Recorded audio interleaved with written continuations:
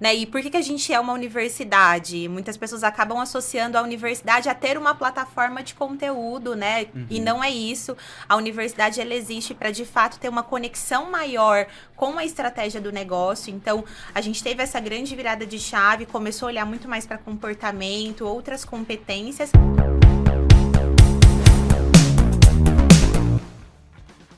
Seja muito bem-vindo ou bem-vinda ao Revocast, o podcast da Revolução da Aprendizagem. Meu nome é Richard Uchoa, sou CEO e fundador da Revo, e eu estou aqui com o meu sócio e co-apresentador, que é...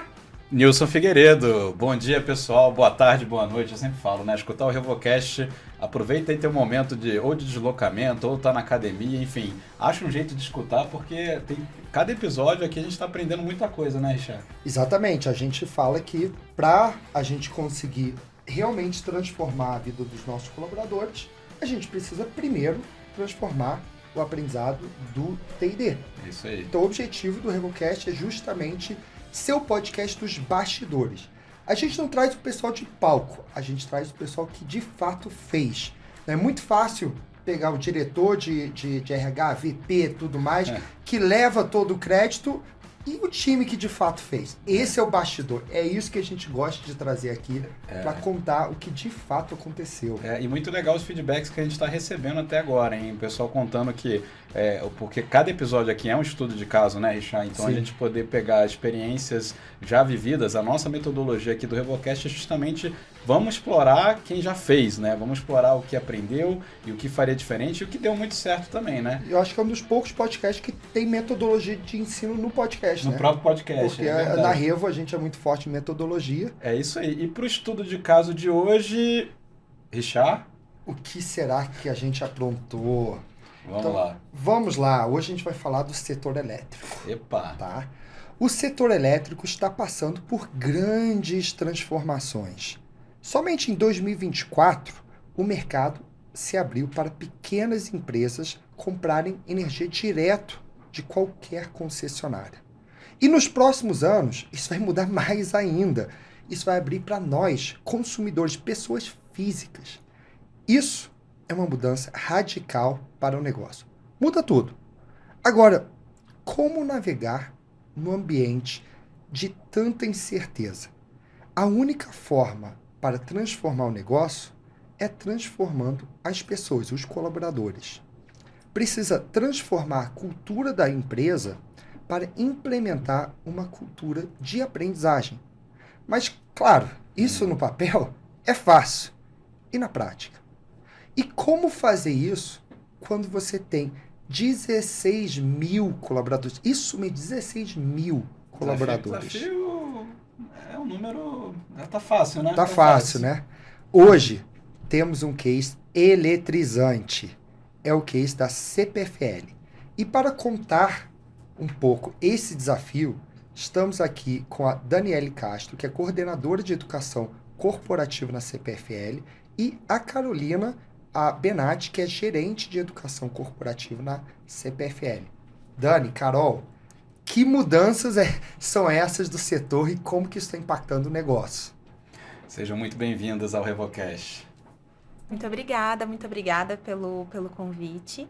Eu acho que você falou muito bem, mudanças. Acho que temos algumas mudanças para compartilhar aqui com vocês em relação ao mercado e principalmente a como a gente tem caminhado aí em relação à cultura de aprendizagem na CPFL como um todo. Legal. É isso aí. Olá, prazer aí conhecer vocês pessoalmente e estar aqui contribuindo e contando um pouco do nosso case e aprendendo ainda mais, né? Porque eu falo que quando a gente fala, compartilha e tá junto, a gente também tá aprendendo e contar um pouco dessa transformação que a gente está vivendo e que a gente viveu é muito gratificante aqui para nós. Cultura de aprendizagem na veia, não só na empresa, mas aqui, né? Contando esse case. Exato. Mas vamos mergulhar aqui um pouco. Primeiro, vamos falar um pouco dessas transformações, né? Eu falei rapidamente aqui o que está acontecendo, mas qual é o impacto disso no negócio e por que as pessoas precisam, afinal, aprender e se transformar? A primeira transformação é a mentalidade mesmo das pessoas em relação ao aprendizado, né? Foi necessário a gente se transformar como área de educação para poder fazer isso acontecer. E essa jornada não foi do dia para a noite. Tiveram várias coisas acontecendo para que essa transformação acontecesse. E a mudança é necessária, porque a gente vive num mundo incerto, o nosso negócio está mudando muito, e o aprendizado ele tem que vir cada vez mais dinâmico. Mas assim, vai mudar a forma. Vou provocar mesmo, tá? Vai mudar a forma de comercialização. Não basta eu passar um PDF pro meu colaborador e falar, ó, agora a gente não vende assim, agora a gente vende assado e segue a vida normal. Seria maravilhoso que Se fosse só Eu isso. provoquei, eu sei que não fosse é. assim, né? Ou se a gente colocasse as pessoas na sala de aula e fizesse uma capacitação, né, formal de isso acontecer, mas não é bem assim, né, Dani? que Ou as se coisas tivesse uma acontecem. pílula, né? Sim. Assim, a gente entregaria uma pílula ali para as pessoas, mas acho que a gente tem um desafio gigante, né? A CPFL é uma empresa muito técnica e a cadeia de valor da CPFL é muito ampla. Então, essa transformação no mercado de energia afeta uma parte do nosso negócio, né? A gente fala internamente, é um grupo, então tem algumas empresas mesmo dentro do grupo e a gente cuida ali desde a obra até a entrega ali da energia efetivamente na casa do nosso consumidor final. E as alterações no mercado, né? Assim como a gente já teve também uma alteração no passado, falando, por exemplo, em telefonia, né? A gente teve uma época que a gente não podia comprar ali a nossa linha telefônica de outras empresas e hoje a gente Nossa, pode, verdade, hein? né, de fato ali fazer essa escolha. E acho que aqui, olhando um pouco para o nosso negócio, né? E também fazendo uma analogia com o que aconteceu em telefonia no passado, é uma transformação de público, é um olhar muito maior para o nosso cliente, né? Então, uma coisa é a gente ter uma modalidade de consumidor, e eu acho que é algo que a gente tem muito orgulho, é de falar que ainda como consumidores, a gente tem um tratamento muito especial ali para os nossos clientes, um cuidado no serviço, né? A CPFL é realmente referência aí nas suas áreas de concessão, mas tem um plus, né? Tem ali um cuidado adicional agora com o nosso cliente, tem uma mudança interna para nós, olhando para processos, olhando para digitalização, olhando para novas habilidades. E quando a gente olha também para o nosso quadro, acho que como um todo, assim, de funcionários, nós temos pessoas que estão conosco há bastante tempo. Então, acho que o nosso desafio como área é como que a gente traz novas pessoas, novas habilidades, que são habilidades que a gente precisa mesmo se desenvolver enquanto companhia. E a gente também mantém aqui os nossos colaboradores, trazendo um upgrade aí mesmo na formação e cria esse ambiente onde as pessoas realmente se sintam à vontade para aprender sem necessariamente da nossa intervenção aqui enquanto Legal. universidade. Acho que é o sonho, né? Mas uma coisa que eu queria dar um destaque, até a fala da Carol aqui, né? No sentido de vocês reconhecerem que a área de educação precisou aprender também para depois repassar, né? Porque é muito assim, cultura de aprendizagem para os outros, né? Mas para a gente, enquanto TID, enquanto área de educação, não necessariamente, né? Então, acho que aqui já tem uma provocação para quem está ouvindo. Procure você também, enquanto missionário, né, de TID, com esses grandes desafios, aprender também, né? E já dá os parabéns, porque você está ouvindo o podcast, quer dizer que você já está... Que você já está fazendo isso, né? Agora, uma provocação até um complemento a essa resposta que eu falei, será que não é só dar um PDF e a pessoa aprende? Eu acho que a maior provocação que é o seguinte, é que a resposta não está definida. Se a gente tivesse a resposta, o caminho é esse, seria muito fácil. O problema e a provocação que a gente tem que fazer é mostrar para o colaborador, está mudando, não sabemos a resposta, mas precisamos preparar vocês para vocês descobrirem o caminho e vocês serem mais criativos, de vocês conseguirem se desenvolverem para achar a melhor solução da empresa. Por isso que eu acho que a aprendizagem acaba sendo tão importante. Exato. E a gente não tem a resposta de tudo, mas tem um objetivo comum que todo mundo precisa saber e precisa estar aqui no cerne desse aprendizado, que é, nós queremos ser a primeira concessionária a ser escolhida pelas empresas e pelas pessoas. Então, a partir do momento que a gente tem esse objetivo, qual é o nosso papel enquanto colaborador aprender para chegar nesse objetivo? Quais são os desafios que nós temos, né, processuais, regulatórios, de digitalização, de atendimento ao cliente, para poder chegar nesse objetivo final que a gente tem. Então, é muito importante a gente ter um propósito, a gente ter uma meta, a gente saber onde a gente quer chegar. Então, tem muitas mudanças, tem muita coisa acontecendo, mas a gente tem um objetivo final. Legal. E aí, como é que a gente traça essa jornada para que esse objetivo chegue e que a gente consiga realmente ser continuar sendo a referência que nós já somos no mercado? O que eu acho interessante no que você está trazendo, assim, eu vejo, e podem me corrigir, né, porque vocês conhecem muito bem esse setor, mas na minha visão de fora, né, eu percebo que as empresas, cada um tem sua concessão ali, tem sua região e meio que está dominado, não tem, é quase que... Tem proteção de mercado. Tem proteção de mercado, vou colocar aqui, né, de uma forma meio que uma zona de conforto. E aí quando vocês veem agora um momento onde, não, até a analogia que a Dani usou, né, igual a telefonia, você vai poder escolher, aí você já para pensar, pera... Agora eu tenho que realmente ser a escolhida, não por, né, só tem essa opção, mas por região, mas é porque eu de fato sou a melhor, porque eu tenho a melhor experiência, atendimento a cliente. Aí o jogo, né, parece que reembaralhou as cartas ali, né, as cartas foram dadas de novo e o jogo as regras do jogo mudaram completamente, né? Exato. E aí, assim, até pra gente, pro pessoal que tá escutando entender, como é que foi o contexto, assim, vocês chegaram, tem esse desafio, como é que você encontrou no início, né, o que já existia até então. Até porque já tinha, né? Já tinha aprendizagem, já tinha iniciativas, né? Então, qual que era esse cenário inicial, até antes de pensar em, nossa, eu tenho muita coisa para mudar? Como é que era? Só para dar essa fotografia do antes aí pro pessoal, né? Acho que o que a gente tem em pauta é a mudança e a agilidade, né? Então, a partir do momento que a gente antes de falar de cultura de aprendizagem, nós já temos hoje no nosso jeito de ser, que é a nossa cultura mesmo na companhia, são os comportamentos esperados, um dos pilares que é aprendizado, que é aprenda com a jornada e seja protagonista da sua história. Então isso já está na cultura da empresa. Isso já está aqui, né? Tá marcado no nosso cenário. Agora, a grande parte das nossas soluções, até mesmo pós-pandemia, né, Dani, sempre foi muito treinamento formal, heterodirigido, né, o quanto a gente mesmo define temas que as pessoas precisam fazer de forma num formato sala de aula, com conteúdos, expositivo, e o quanto isso demora mais tempo o aprendizado de acontecer, né, então... E é mais caro também, né? Isso, e aí então... você, para atingir todo mundo, tem umas 16 mil pessoas. Exato. E a gente, no início, falava o quanto a gente consegue explorar novos formatos de aprendizado e que tenham mais agilidade, que possam ser mais efetivos para agregar aqui com a gente nesses desafios que a gente tem. Perfeito. Sem deixar de valorizar a sala de aula, porque quando a gente começa a falar de cultura de aprendizagem, e a gente também passou por isso, foi acreditar que cultura de aprendizagem é treinamento informal. E não, né? Cultura de aprendizagem é aprendizagem em qualquer lugar, em qualquer formato. Então, a sala de aula e o formato tradicional, ele é muito relevante. O conteúdo é muito importante e muito relevante. Mas nessa dinâmica que a gente está vivendo, quanto outros formatos informais, né, e mais ágeis também pode fazer sentido. E começou a fazer sentido aqui, tanto nas nossas trilhas, nas nossas soluções, para que a gente pudesse chegar nesse objetivo final. Perfeito.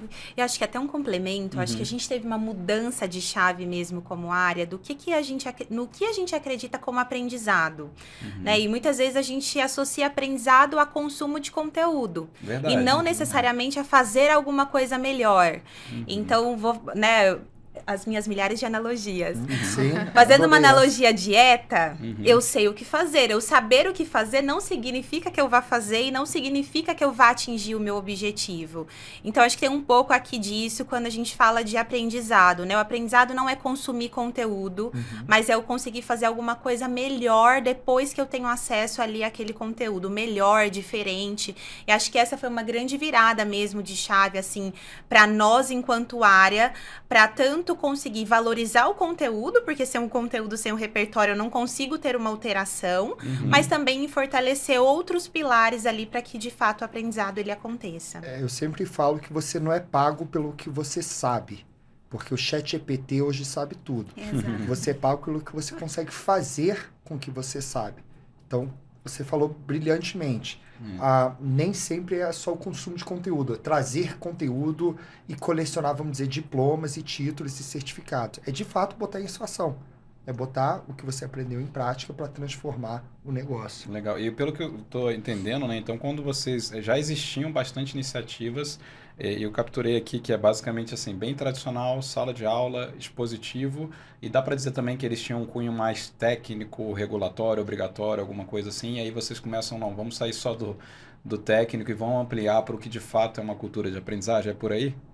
Por aí. Acho que a gente tem alguns momentos, assim, na nossa história enquanto universidade, né? Um momento que a gente teve um foco muito maior mesmo nas competências técnicas, nessa habilidade, né? E é um orgulho que a gente tem de dizer que a gente realmente é muito forte tecnicamente. A gente teve depois uma segunda virada de chave, que aconteceu ali mais ou menos em 2008, né? Com a universidade mesmo, o CPFL, né? E por que a gente é uma universidade? Muitas pessoas acabam associando a universidade a ter uma plataforma de conteúdo, né? E não é isso. A universidade, ela existe para, de fato, ter uma conexão maior com a estratégia do negócio. Então, a gente teve essa grande virada de chave, começou a olhar muito mais para comportamento, outras competências que a gente precisava alavancar mesmo na organização como um todo. Em 2018, a gente, né, teve uma reformulação até da nossa carinha enquanto área. Então, a gente trouxe mais conteúdo para as nossas plataformas e acho que a gente viveu um momento de centralizar esse aprendizado. Então, algumas coisas aconteciam e a gente mesmo como área, a gente optou por centralizar isso e trazer esses direcionadores mais claros para a organização como um todo. E aí, acho que 2021, 2022, a gente passa por essa virada de chave, né, como a Carol trouxe, primeiro enquanto profissionais, enquanto pessoas, e depois trazendo isso para a organização como um todo, da necessidade de não só de ter conteúdos e disponibilizar isso para as pessoas e não ser o dono da escola que fala o quê, quando, onde as pessoas precisam aprender, mas a de fato trazer essa autonomia mesmo ali para as nossas pessoas. E aí, o que é essa autonomia, né, na aprendizagem? Quer dizer que eu não vou ter nenhum treinamento obrigatório? Sim, a gente tem, obviamente, treinamentos obrigatórios, legais, né, regulatórios, enfim. Então, tem uma parte que, sim, a gente precisa trazer essa capacitação, mas tem uma parte que está muito conectada com como a gente aprende enquanto adulto, que é fazer sentido para mim. Relevância, então, né? Exato. Então, às vezes, a gente fala muito de andragogia, de várias coisas, mas o quanto a gente, de fato, como uma área de educação corporativa, a gente consegue colocar isso em prática. E acho que essa quarta onda, talvez aí nessa linha do tempo, é uma onda que a gente ainda está vivendo mesmo, né? Nós estamos ainda aprendendo, reaprendendo várias coisas aí ao longo desse trajeto. Eu tenho uma definição de cultura de aprendizado que eu gosto muito, que eu falo nas minhas palestras e escrevo bastante, que é: uma cultura de aprendizagem é quando você implementa uma cultura de aprendizagem contínua para que uma pessoa ou empresa possa se adaptar às mudanças de mercado. Por que a gente traz aprendizagem? Por que é tão importante? É porque o mercado vai mudar. Vai vir uma pandemia, vai vir uma nova inteligência artificial, vai vir uma nova regulamentação do setor que muda todo o mercado. E como que as pessoas se adaptam a essas mudanças? A única forma é através da aprendizagem. Então, essa é a forma que a gente gosta de falar, né, e rotular e definir cultura de aprendizagem. Aprendizagem contínua para se adaptar ao mercado. E aí eu queria aproveitar esse gancho para que a gente pudesse mergulhar na solução. Então, falamos aqui um pouco das transformações, de como que era antes e o que foi desenhado, o que vocês de fato implementaram. Nós começamos aqui uma implementação bem estruturada, né? Porque a gente fala aprender é aprender em qualquer lugar, a gente precisa ampliar aí o informal, novos formatos, mas como é que a gente começa isso? Então, buscamos aí alguns parceiros já experientes nesse tema e nós fizemos um grupo de trabalho mesmo com pessoas não só de educação e de aprendizagem, mas de várias áreas. Então, da operação da empresa, de áreas corporativas. Então, juntamos um grupo de trabalho para ouvir. Porque a cultura de aprendizagem é exatamente isso, né, que você traz aí na sua fala, mas o que a gente quer ver? Uma organização que aprende. Uma Então, organização como que a aprende. nossa organização está aprendendo e como a gente pode avançar e evoluir com isso? E nada melhor do que, claro, a gente ter alguém experiente já com mais bagagem em relação a isso, mas ouvir os nossos colaboradores, os nossos líderes, entender como que estamos aqui numa aprendizagem e o que a gente quer realmente avançar. E aqui a gente começou essa construção, né, de desenvolver e criar um manifesto nosso. Então, hoje a gente tem um vídeo manifesto com o que é aprender na CPFL, né, com a nossa intenção, com a nossa aspiração de aprendizagem, tudo isso construído em várias mãos, em mãos realmente dos nossos colaboradores, junto aqui com a nossa área de educação corporativa, né, Dani? Perfeito. Acho que a gente teve esse processo, né, estruturado. E os grupos focais, que são essas pessoas que a Carol comentou, a gente tinha ali uma agenda de se reunir, de discutir quais eram os temas que a gente iria trazer. E muito mais do que temas, a gente queria descobrir qual era o nosso jeito de aprender aqui enquanto CPFL. E acho que um grande produto disso é o nosso manifesto de aprendizagem. Então, várias coisas que as pessoas dos grupos iam trazendo, a gente falava, olha, isso aqui é a marca. Porque é isso que tem a ver com cultura, né? Cultura é como a gente faz as coisas no dia a dia. Então, conforme as discussões elas foram evoluindo, a gente foi entendendo quais eram os principais marcos e o que era aprendizagem para aquele grupo que estava ali representando a CPFL como um todo. E hoje a gente tem aí o nosso manifesto para que qualquer pessoa que chegue na CPFL entenda o que a gente sabe e o que é aprender para nós aqui enquanto companhia. Legal. Eu tô bem curioso aqui, porque se o antes era tradicional, sala de aula, expositivo, e você falou muito bem, Dani, cultura de aprendizagem não é consumo de conteúdo, né? A partir disso, quais foram dessas conversas, né? O que se desdobrou, virou o quê? Virou que formato? Quais ações? Quais ações? Para onde isso foi se desmembrando com todo esse feedback aí do time, né? Legal. Acho que uma das primeiras coisas que a gente fez foi montar uma matriz, né? Uma matriz aí que é uma parceria entre o Conrado e o Alex, que eles chamam de matriz Life-Wide Learning, que é onde a gente olha para aquilo que é autodirigido ou heterodirigido, ou seja, a empresa me direciona ou eu consigo, como colaboradora, ali ter iniciativa naquela aprendizagem. Então, tem uma primeira parte que é isso, e uma segunda parte é olhar para aquilo que é formal, então, que tem mais a ver com sala de aula, etc. E aquilo que é informal, ou seja, né, sei lá, numa mentoria, em outros formatos. Então, a gente olhou para essa matriz da CPFL, e aí, a partir disso, a gente entendeu que a gente precisava ampliar aquilo que o colaborador tinha mais autonomia e que acontecia na informalidade. Né? A gente falou muito durante o projeto que a gente não queria trazer burocracia para o que já acontecia, engessar o que já acontecia. Mas o nosso primeiro passo foi esse, e a gente criou alguns símbolos, né? Quando a gente fala de cultura, é muito importante que a gente tenha símbolos. Então, a gente criou uma carinha mesmo para quando eu olho para alguma coisa e sei que aquilo ali tá linkado com a aprendizagem, tem hoje esse símbolo. A gente criou, por exemplo, né, uma das iniciativas foi o nosso MMA, que não tem nada a ver com luta, mas é o meu momento de aprendizagem. Que legal. Então, é um espaço ali na sua agenda para que você possa cuidar do seu desenvolvimento de forma intencional, né? Escolher o tema que tenha mais a ver com você, com os desafios que você tem passado ali na sua área. A gente criou momentos onde os nossos especialistas ou pessoas do grupo compartilhavam mesmo conteúdo com os nossos colaboradores. A gente tem uma iniciativa que se chama CPFL Talks, que é um momento ali de divulgar alguma coisa para os nossos colaboradores, trazer conteúdos que se conectem com eles como pessoas ou, né, ali no ambiente no ambiente mais profissional. Então, a gente foi criando mesmo esses símbolos. São 9 iniciativas que a gente tem. São 9? Isso. Legal. E aí, dentre essas, né, essas que eu falei para vocês, mas tem também iniciativas de job rotation. Então, quanto eu posso conhecer mais a sua área. E como a Carol fala muito isso, né? A aprendizagem, ela precisa de intenção. Então, o job rotation existe, né? A gente não tá aqui reinventando a roda. Mas o que é diferente?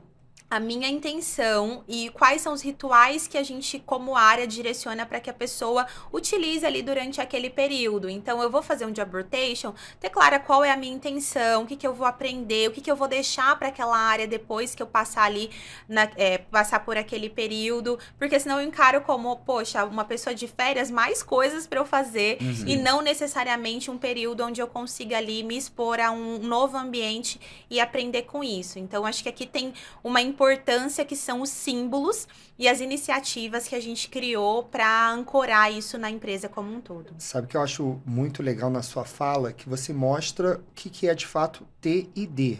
Treinamento entra muito nessa parte talvez mais formal ou até informal, conteúdos, plataformas, tudo mais.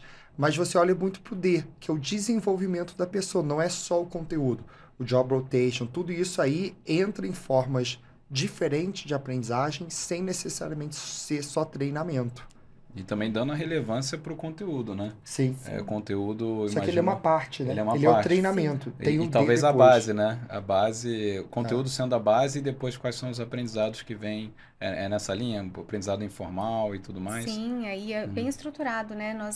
Nós tivemos o interesse não só de falar, existe um job rotation, mas tem um job rotation para várias dimensões. Então, eu posso cobrir umas férias, eu posso cobrir uma licença maternidade, eu posso trocar com alguém por um período, né? Ficar 1, 2 meses naquela função para poder aprender e fazer Legal. um job. Então, a gente estruturou com vários critérios mesmo, né? De desenvolvimento e que essa pessoa possa trazer um aprendizado no final. Legal. E, inclusive, deixar um recado, né, um diagnóstico ali para aquela pessoa que vai depois se manter ou voltar para a posição depois, né? E volta para a fala que vocês falaram, a universidade corporativa não é apenas uma plataforma de conteúdos. Isso. Não é? Mas a gente vê que nesse momento a universidade corporativa ela tem um papel fundamental de mostrar isso para as pessoas, trazer para a consciência e a gente trabalhar um pouco a mudança mesmo de mentalidade das pessoas, de o quanto eu posso aprender e valorizar realmente, né, o meu desenvolvimento, colocar intenção nisso em vários formatos. Então, além do Job Rotation, a gente tem a mentoria, não só formal, que a gente tem uma mentoria mais formal mesmo na companhia, que a gente acompanha como universidade, mas dentro do portfólio de ações de desenvolvimento que nós temos, é o incentivo à mentoria, né? A mentoria entre pares, a mentoria com pessoas de outras áreas, onde eu posso aprender não só os meus soft skills, o meu comportamento, isso vai aumentar, mas até algo técnico que alguém tem de outra área e que pode me agregar ali em algumas conversas mais intencionais que a gente pode ter. Então, isso foi bem interessante e isso tem se ampliado cada vez mais como resultado aqui para nós. As pessoas começam a valorizar mais isso. Porque às vezes as pessoas têm receio, né? Ah, mas eu vou lá bater na porta e vou pedir para conversar com aquela pessoa? Sim, vai. Mas a partir do momento que a gente tem isso dentro do nosso portfólio, né? Como ação de desenvolvimento, a universidade tem isso aqui, por isso que eu tô vindo. Né? E a gente cada um vai ampliando essa comunicação junto aqui com a gente na prática. E deixa eu fazer a pergunta de $1 milhão, que todo mundo quer saber.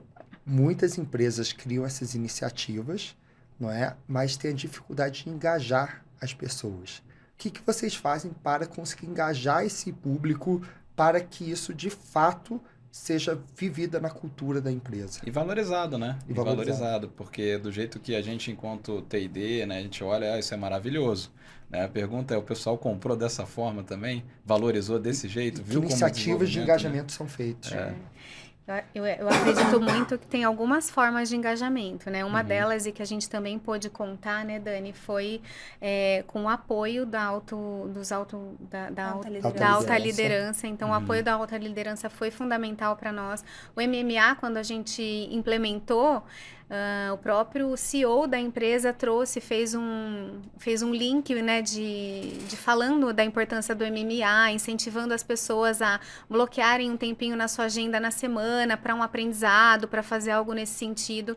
Então, isso é algo relevante que trouxe resultado para nós. Legal. E as próprias pessoas que participam dessas ações, falando para outras e divulgando isso, é muito bacana. Nós fizemos várias ações aqui de desenvolvimento, de capacitação de primeira liderança, né? Nós temos um programa de protagonistas que nós chamamos aqui.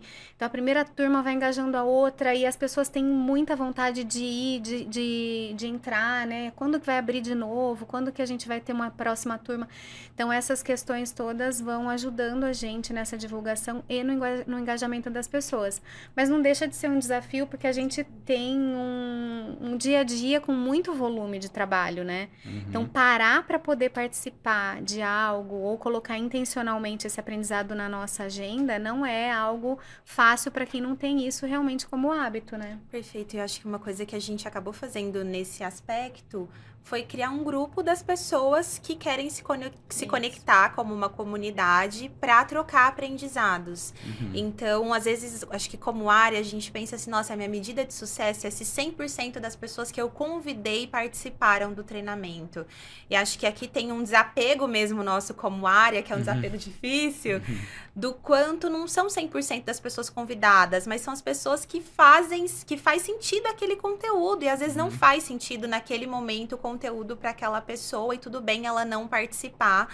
Então, a gente tem algumas trilhas que, né, como eu disse, que são obrigatórias, legais, etc. Mas as nossas outras trilhas não. Você participa se você precisar, se aquele conteúdo realmente fizer sentido para você.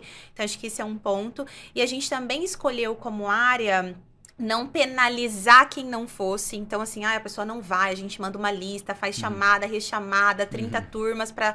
Não, a gente escolheu valorizar e trazer luz para as pessoas que participam.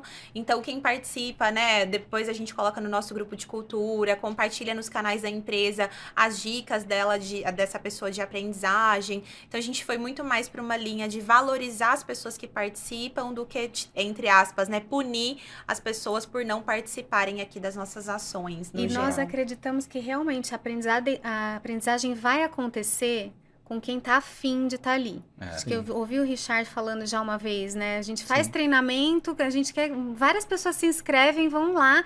Quando é online, então, né? De repente, todo mundo saiu da sala, tem 3, 4 ali com a câmera fechada e fazendo outras coisas. E não é isso que a gente quer, né? O que a gente quer, olhando para a cultura de aprendizagem, é que as pessoas estejam num lugar onde elas realmente vejam sentido e que aquilo vai poder fazer com que ela não só internalize esse conteúdo, mas que ela possa aplicar e ter um resultado com aquilo, né? O que a gente percebe, assim, até para dar como dica para os nossos ouvintes, né?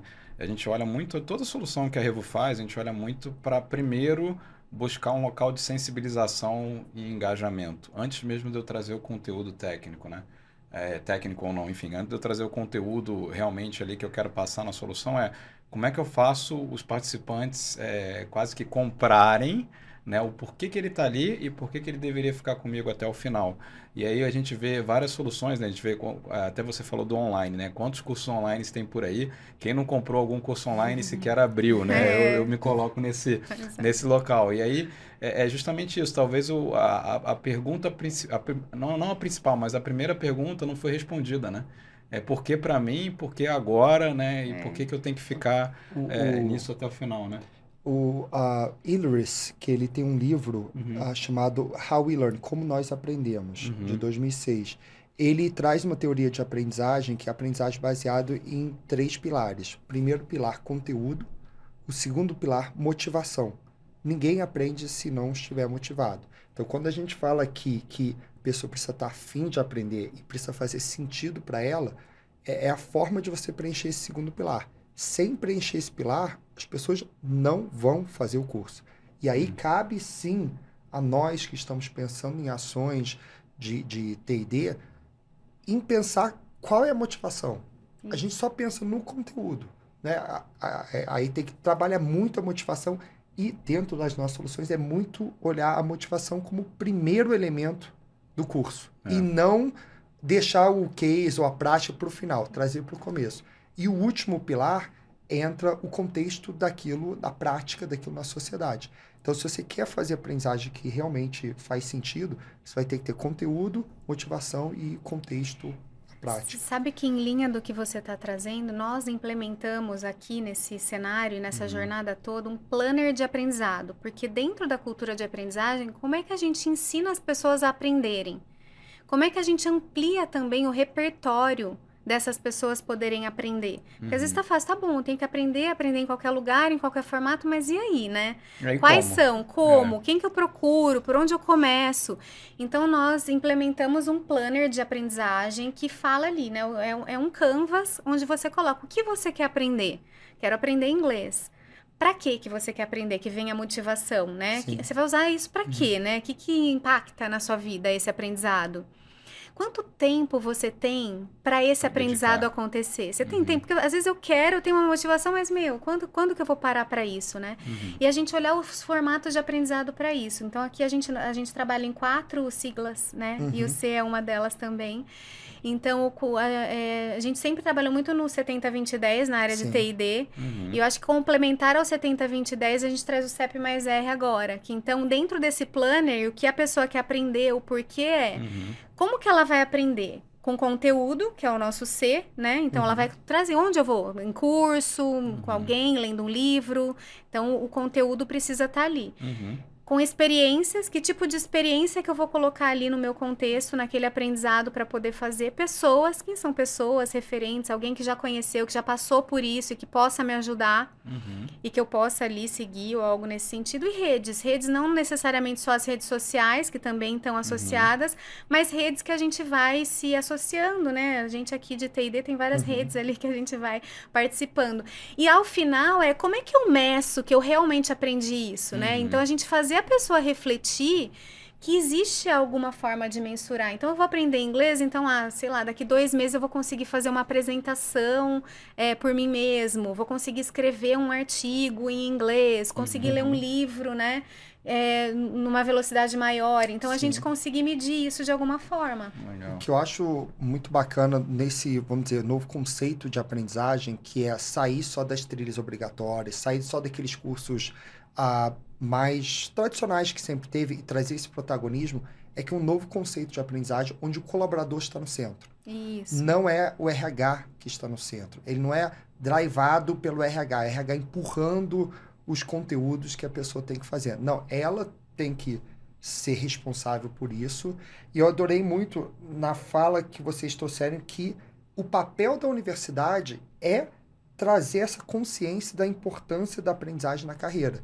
Então, você cria esse ambiente, cria tudo isso para que ele queira, que ele possa aprender, e o papel da UC é trazer essa conscientização. E traz ferramenta, né? Acho que tem a sim. conscientização, o engajamento e ferramentas práticas, né? Para que as pessoas possam implementar isso. O Planner é um exemplo disso, né? Ajudando ele, instrumentalizando ele para poder conseguir obter, de fato, a aprendizagem, né? Vamos evoluir aqui para o que a gente fala do momento de bastidores.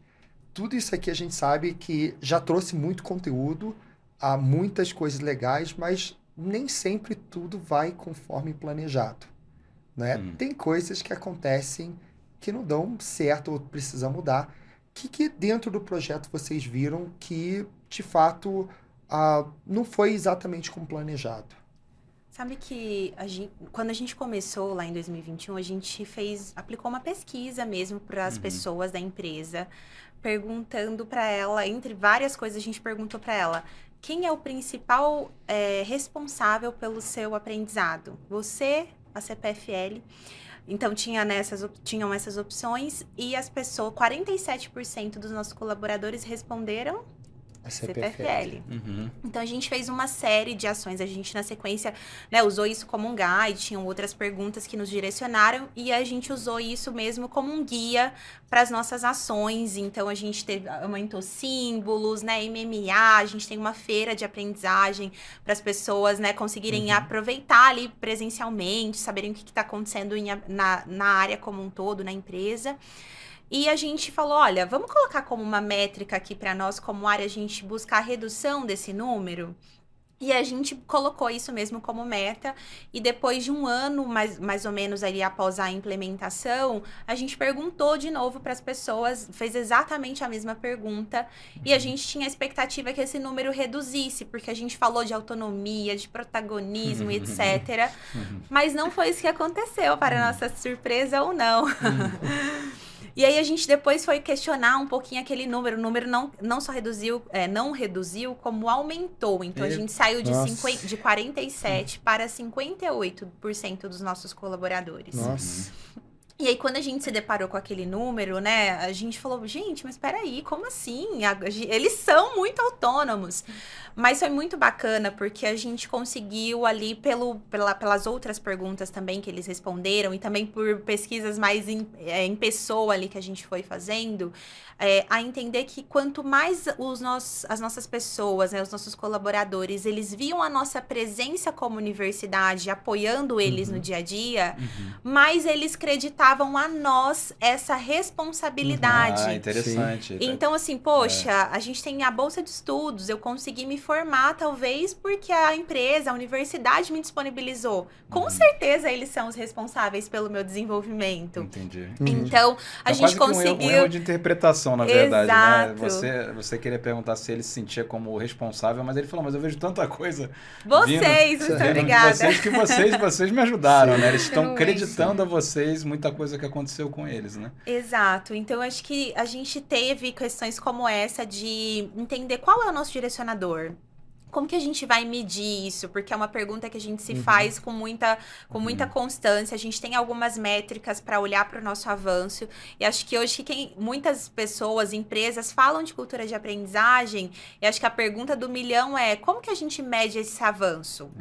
E aí a gente volta aqui muito internamente para a pergunta como a gente pode medir o avanço de uma cultura? Né? Porque a gente está falando de aprendizagem, mas é cultura de aprendizagem. Então a gente tem utilizado métricas voltadas para como a gente pode medir avanço de cultura na empresa e como a gente também pode olhar para o impacto disso para o nosso negócio.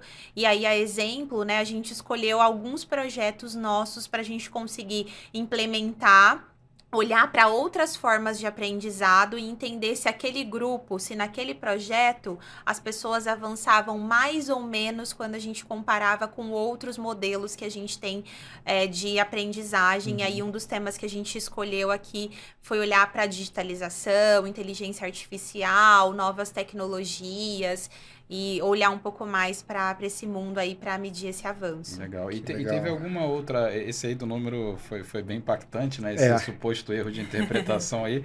Mas teve algum outro aprendizado, assim, que vocês talvez falassem, tentei de uma forma aqui, até pensando em novos formatos ou abordagens. Eu vejo assim, o cenário de vocês já é muito positivo. Uma coisa que eu destaco aqui, o CEO patrocinou o MMA, né? Ele fez ali e até um elogio, né? Porque é difícil, às vezes, a alta liderança comprar, igual comprou no caso de vocês. Mas vocês não encontraram nenhuma outra barreira ou coisas assim que vocês falavam, isso aqui foi um pouquinho mais difícil, a gente teve que colocar mais energia, a gente acreditava que fosse ser mais fácil e não foi? Algum aprendizado assim nesse sentido? Nós encontramos e encontramos ainda, né, Dani? A gente não deixou de encontrar. Nós somos uma empresa que, além de ter 16 mil colaboradores, é descentralizado em muitos lugares. E cada região tem uma cultura diferente, tem um costume diferente. Então, esse desafio é muito grande. E grande parte da nossa população é operacional. Então, que tem uma necessidade grande de fazer treinamentos normativos, técnicos, formais, e que a gente não pode deixar com que isso aconteça, né? Não tem conversa isso aí, né? Então, o quanto a gente começa a agregar questões mais informais e um pouco mais de outros formatos também, né, como complemento a esses treinamentos normativos e que ajudam as pessoas a ganharem essa consciência de que o aprendizado é além da sala de aula, mesmo que ele seja normativo e técnico, né? Então, aqui a gente acabou criando, ou valorizando algo que já existia, que é o programa de padrinhos, os próprios educadores internos que acabam ensinando outras pessoas que chegam. E nas nossas próprias trilhas mesmo, né, Dani? O quanto a gente começa a incluir coisas onde as pessoas podem experienciar isso de forma efetiva e prática e entender e ganhar consciência realmente desse ganho. Mas os desafios, eles são intensos, né? E vamos evoluir aqui pra gente... Você levantou um pouco essa bola, trazendo esses números, né, em relação a indicadores e tal. Né? Vamos falar um pouco de resultados? Você trouxe o desafio de medir. O que vocês estão olhando para indicadores? Como que vocês estão medindo isso? Além dessa pesquisa aí que acabou dando o sentido contrário, né? Sim. Acho que a parte de indicadores, acho que entra pra gente como um grande aprendizado, sabe? Desde o começo do projeto, a gente tinha certeza que organizações que aprendem crescem mais, têm maior desenvolvimento, têm rentabilidade, tem uma série de estudos que falam, que olham para isso e que comprovam isso. Mas o que caracteriza uma organização que aprende mais? Então, acho que essa, né, é um pouquinho da pergunta que a gente vem se fazendo ao longo desses últimos anos. E aí, dentro dessa pergunta, né, olhando um pouco mais para essa pergunta, o que a gente mede? A gente tem hoje, olha para o nosso NPS de aprendizagem. Então, hoje, os nossos colaboradores identificam a CPFL como um lugar propício para aprendizagem. É um dos símbolos, é uma das coisas que a gente consegue medir, né? Hoje a gente tem um NPS promotor, mas se não fosse, se fosse um resultado ruim, seria um direcionador aqui para nós enquanto área. Então, essa é uma forma que a gente tem de medir. E a gente escolheu também medir por projeto. Então, quando eu olho, né, por exemplo, para o projeto de digitalização, né, com esse cenário que a gente falou de avanço, atendimento ao cliente, etc., a gente tem uma necessidade muito maior de ter os nossos processos digitalizados. Então, a gente montou mesmo uma estrutura onde as pessoas têm acesso a conteúdo, entro lá na plataforma, vejo conteúdo de no-code, low-code, por exemplo. Tem uma parte que a gente tem pessoas da TI para suportar elas no desenvolvimento de projetos. E tem uma outra parte que é o que a gente já fez, já tivemos 2 edições, que foi o hackathon. Então, a gente fez um hackathon para que as pessoas levassem suas ideias e tivessem isso implementado para que a gente pudesse medir. Então, desde a parte de conteúdo, experiência, pessoas, redes e a aplicação. Então, os nossos parceiros apoiam as pessoas que participaram no hackathon, os ganhadores, até a implementação. Então, a gente já teve desenvolvimento, por exemplo, de apps, até savings consideráveis para a empresa de projetos que foram digitalizados, e a gente conseguiu ver na prática esse retorno financeiro. Aí o CFO já começa a ficar feliz. Exatamente. Já começa a ter ganho financeiro aí, né, o CFO, porque o Richard sempre faz o papel do CFO, que quer ver o número mexer, né? Exatamente. Tem que mexer algum ponteiro, né? Porque a aprendizagem não é uma coisa bonitinha, porque a gente cuida das pessoas. Não, a aprendizagem é para mudar o negócio. Tem que estar direto no coração da estratégia da empresa conseguir trazer isso. E curiosidade, teve outros indicadores assim que talvez não foram tão evidentes, ou que você estava olhando que teve uma surpresa boa, de repente, eu não esperava isso, e aí de repente apareceu, ou chegaram feedbacks do tipo, que aí vocês falaram, que legal o trabalho que a gente está fazendo, nem imaginava que isso fosse acontecer, alguma coisa, algum insight assim? Um outro indicador até mais prático que a gente mediu ano passado, até trabalhando várias ações, a Dani comentou, né? Nós fizemos feiras, nós fizemos engajamento de várias formas com toda a população. E nós temos a nossa plataforma. E um dos objetivos que a gente tem é que as pessoas queiram fazer os treinamentos ou busquem o aprendizado, independente de qual ele seja. E nós tínhamos uma meta até de aumentar o número de pessoas que acessavam o nosso portfólio de treinamentos ali na nossa plataforma. E o ano passado nós tivemos, o ano todo, 15% de aumento dos acessos do volume de horas de treinamento no nosso portfólio. Então, foi uma coisa que intencionalmente nós medimos e conseguimos ter esse resultado. E nós percebemos que sempre que a gente fazia uma ação, aquela região que era afetada era a região que no próximo mês aumentava mais o acesso. Porque como é muito grande, a gente tem muita coisa, muita solução, o quanto é importante essa informação também chegar. Algumas pessoas já conheciam, mas não imaginavam, né, o impacto que isso podia ter, e outras pessoas nem conheciam tanto. Então, foi um momento da gente conseguir trazer essa consciência para as pessoas, e foi um resultado bem positivo que a gente conseguiu colher o ano passado. Legal. E como é que vocês faziam essa ação? Bem curiosidade aqui, porque parece que quase tem uma fórmula aqui. Você vai numa região, faz uma ação e aí o acesso aumenta, né?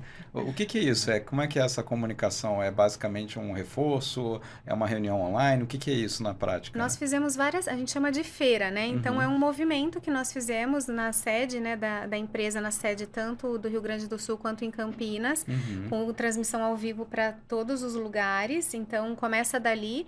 E nesse dia ou essa semana, né, cada região a gente gente faz um tempo, às vezes é um dia, 2 dias, uma semana toda, nós levamos alguns conteúdos, a gente leva muito das soluções que nós temos como universidade, então mostrando um guia de autodesenvolvimento que nós temos com vários treinamentos, dicas de filme, de livro, para o que a pessoa quer realmente desenvolver, o planner de aprendizado e algumas ações também que nós temos aqui de aprendizado no técnico. Então, óculos de realidade virtual para vários treinamentos que a gente acaba fazendo nas operações, uma maquete de NR10 que a gente usa para os nossos treinamentos também. Então, a gente expõe esses produtos e essas soluções dentro dessas feiras e desses movimentos que a gente faz e vai movimentando essas pessoas, né? Então, tem tanto o online que a gente consegue trazer mais pessoas, quanto o presencial que a gente leva. E tem algumas pessoas nas próprias áreas, né? A Dani comentou, a gente tem um grupo no Teams onde a gente vai incluindo cada vez mais pessoas que querem estar nessa rede e ajuda a gente a divulgar isso também. E voltando ainda com o chapéu do CFO, estou bem satisfeito com os indicadores e as mudanças positivas com essas iniciativas. Mas a pergunta-chave, como que a gente consegue mostrar que isso vai ter um impacto com todas as transformações que o setor está enfrentando? A minha opinião, acho que a gente não consegue de forma Legal. tão palpável, sabe? Acho que quando a gente olha para o contexto no geral, a pergunta que a gente se faz muito, né? Eu já falei isso aqui quase 4 vezes. Que não fique tão repetitivo, mas qual é um bom estágio de maturidade quando a gente fala para aprendizagem? E a gente busca muito na literatura, com outras empresas, com outras pessoas, a entender o que diz pra gente que a gente está num cenário ruim. E a gente fala muito internamente que aqui a gente está propondo uma solução para um problema que ainda não existe. Então, é complexo você dizer que, olha, se a gente não aprender, qual é o impacto se ninguém aqui tiver para aprender, ninguém tá focado nisso, ok. Qual que é o impacto que a gente tem nesse contexto e qual é o impacto que a gente tem num contexto onde as pessoas aprendem e conseguem se desenvolver? Acho que veio muito disso, sabe? A nossa escolha de olhar para alguns projetos e conseguir, dentro desses projetos, mostrar essa evolução e mostrar quais são os benefícios que a gente tem quando a gente tem uma cultura de aprendizagem implementada, do que necessariamente a gente ter uma previsão, sabe, sabe, entre aspas, assim, de que cenário seria esse? E se a gente não fizer nada, né? Se a gente falar, beleza, como área aqui a gente não vai fazer nada, e aí tudo bem se as pessoas aprenderem, ou se a gente criar ou não criar uma cultura de aprendizagem. Então a gente tem aqui, né, um trabalho constante, até quando a gente foi engajar mesmo a nossa alta liderança, de a gente tem um problema real hoje na CPFL? Cultura de aprendizagem resolve um problema? Não, porque a gente não tem um problema de escassez de aprendizagem, por exemplo, na CPFL. Mas ele agiliza, ele impulsiona outras coisas que a gente quer. Então, quando que eu vejo que eu aprendo rápido? Quando eu tenho que resolver um problema.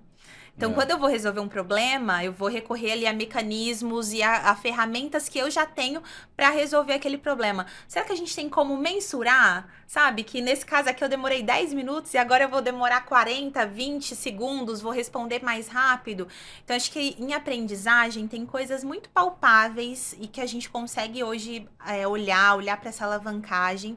E tem algumas perguntas que a gente até fala aqui internamente, né? Que tem uma subjetividade e que tem, acho que uma característica mesmo nossa como área especialista de dizer, olha, organizações que fizeram tem esse cenário, organizações que não fizeram tem esse cenário. O que a gente quer para nós enquanto companhia? Acho que essa provocação é muito boa, né? Na verdade, e você falou muito bem, né? Eu estou criando uma solução para um problema que não existe ainda, né? Então não dá para ser palpável, mas ficar inerte, né? E não fazer nada também. O custo de não fazer nada pode ser mais caro. Exatamente. O que eu gostei muito da sua resposta é que, de fato, não existe. E a gente sabe que não é matemático. A gente está falando de mudanças de mentalidades que vai olhar para frente. Existem algumas comparações, você mostrou a comparação de empresas que fazem e que não fazem. Uma outra comparação que eu gosto é, vamos ver a diferença de produtividade de alguém júnior para sênior. Não é? Às vezes o júnior custa mais caro do que o sênior, porque a produtividade do sênior é tão maior do que a entrega dele por real é maior do que o do júnior. E o que é a diferença do júnior e sênior? É experiência e aprendizado. Então, talvez não seja só para aquele cargo que ele é júnior 1 para sênior 2, alguma coisa assim, mas sim em mentalidade. Se as pessoas têm a mentalidade de aprendizagem, de resolver problemas, de tudo mais, quando vem um desafio novo, quando vem uma desregulamentação, quando vem alguma coisa que muda, ela facilmente se adapta. Então, por isso eu gostei muito da sua resposta e mostrar que não é tão matemático.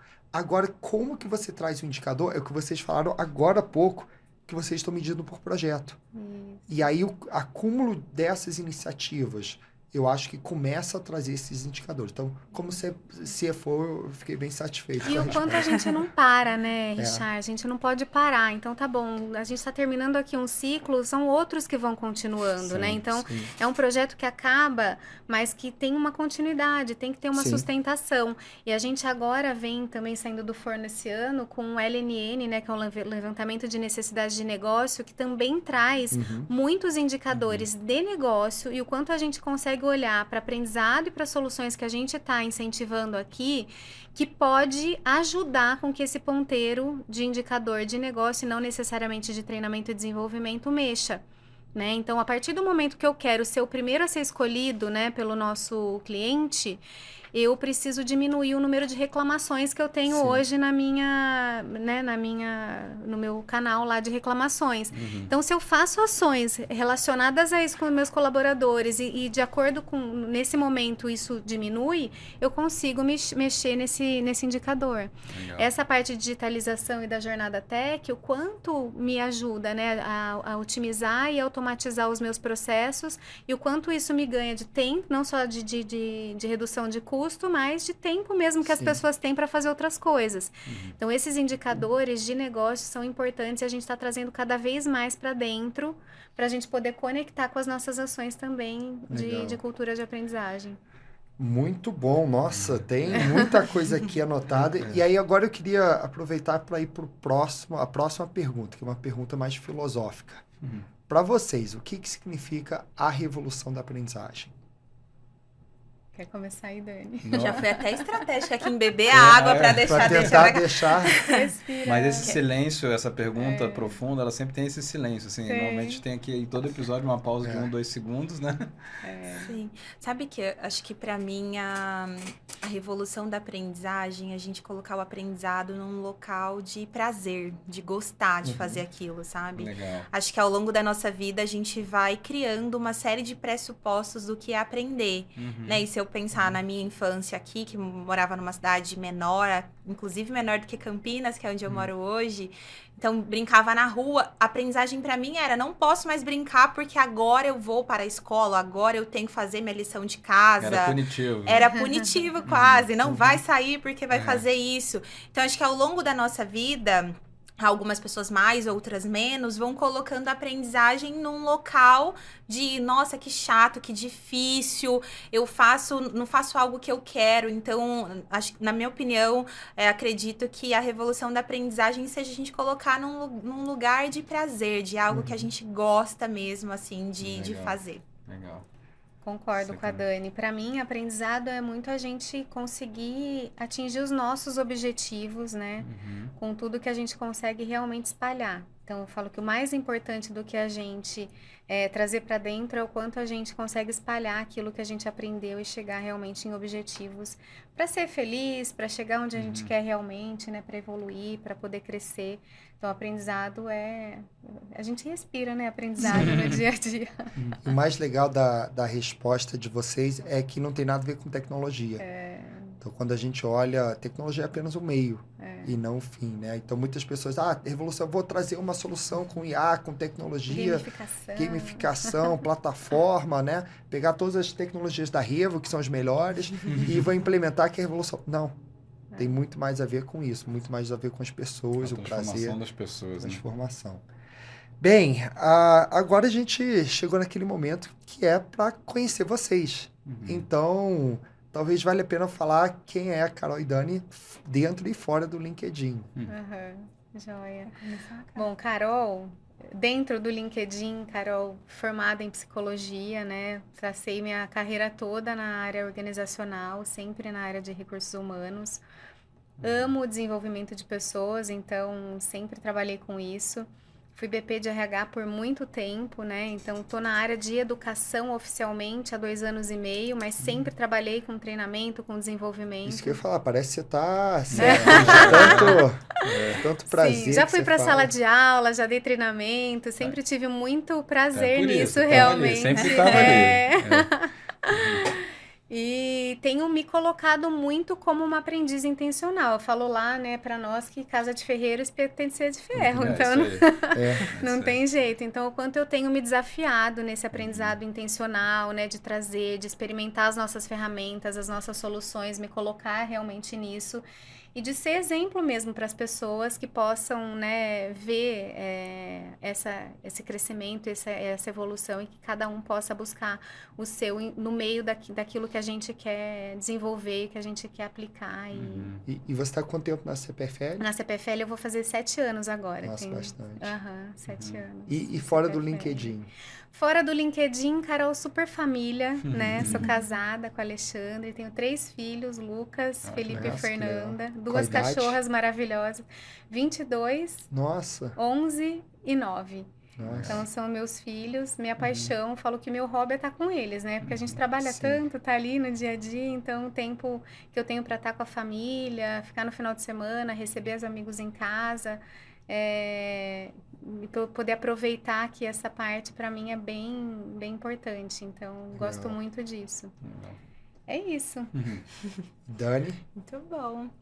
Bom, acho que dentro do LinkedIn, eu sou economista, acho que é até uma curiosidade às vezes a meu respeito. Diversidade. Diferente. Exatamente, sou economista, atuo em RH há 8 anos, então sempre me conectei muito com educação, com aprendizagem. Eu acredito mesmo que a educação ela muda vidas, ela transforma vida, contexto, etc. Então, acabei chegando no RH, assim, a convite de uma pessoa que acompanhou, assim, grande parte mesmo da minha carreira. Foi uma transição bem pós-faculdade, então foi muito bacana.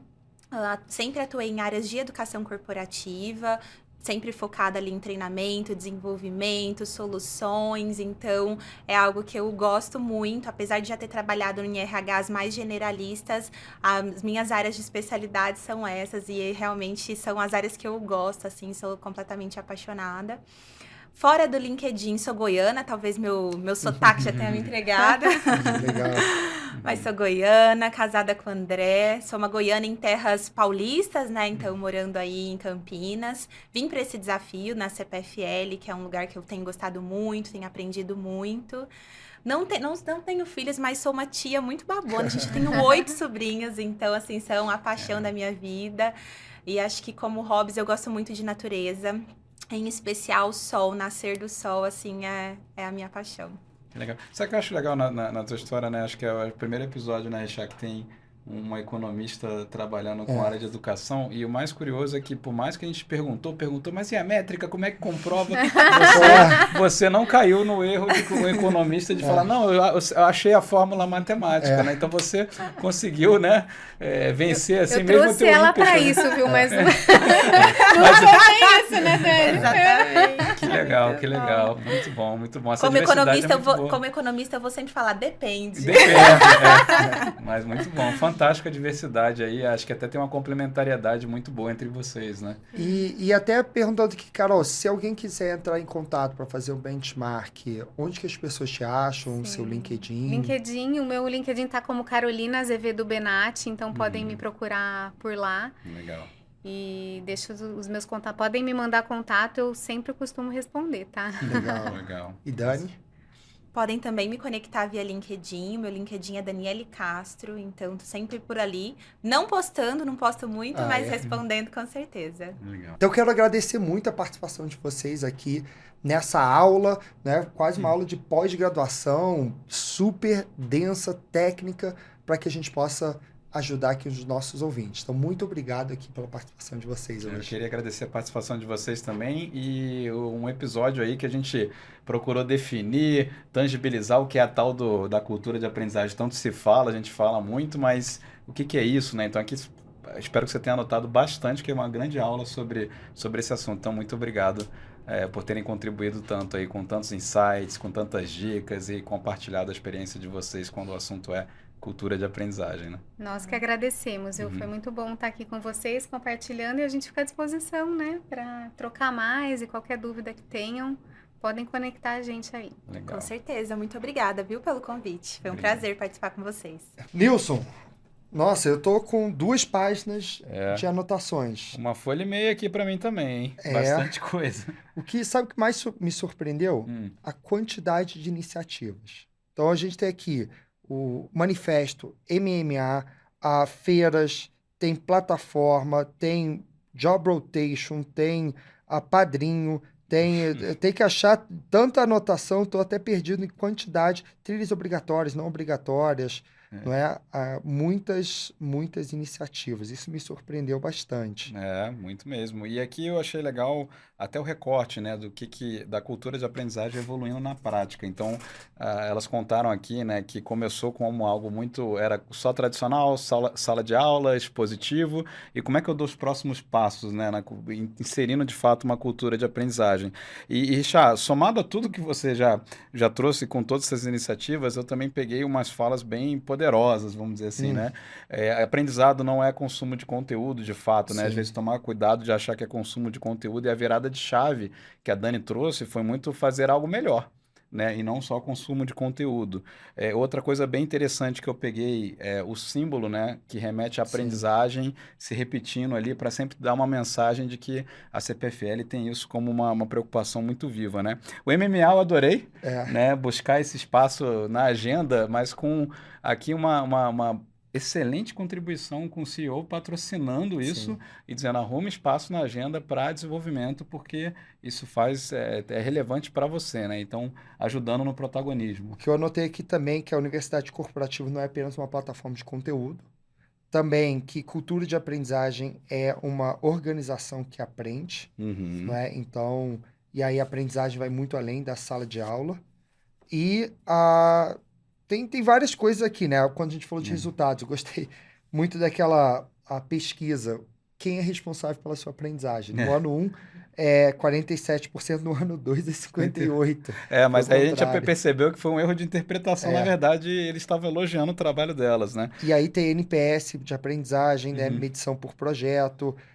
Tô vendo aqui outras iniciativas, Hackathon, enfim, tem várias coisas. Uma coisa que eu anotei aqui, Richard, também não queria deixar passar para você que está anotando, elas usaram depoimentos de quem já tinha participado nas ações anteriores como uma espécie de uma prova social para buscar engajamento nas próximas ações. Então, quem participou da turma deixava ali o depoimento, às vezes aquelas sacadas que o marketing sabem fazer muito bem, e às vezes as áreas de T&D não usam muito, né? Mas buscar depoimento, compartilhar para aumentar o engajamento nas próximas. Também né? gostei da LLN, que é levantamento de necessidade de negócios, não só de treinamento. Então, entender como que o negócio é impactado. Em vez de LNT, né, levantamento de necessidade de treinamento, olhar para levantamento de necessidade de negócio, né? Entender muito mais estratégico aqui, né? E também a fala de que a gente está propondo uma solução para um problema que não existe. Isso também me marcou. Que insight, quanto insight, que aula, hein? Você anotou tudo isso aí também? E aí eu queria até que você aproveitasse agora para botar aqui nos comentários qual o insight que você levou. Principal insight. Além disso, queria pedir para você compartilhar esse episódio com os seus colegas, com seus amigos na área de T&D, porque a verdadeira revolução é só se a gente impactar as pessoas e para isso tem que chegar nas pessoas. É isso aí. Isso aí. Nilson, como que as pessoas te acham? Vamos lá, nas redes sociais, eu estou no LinkedIn como Nilson Figueiredo, pode mandar mensagem lá, e no Instagram como @nil_figueiredo.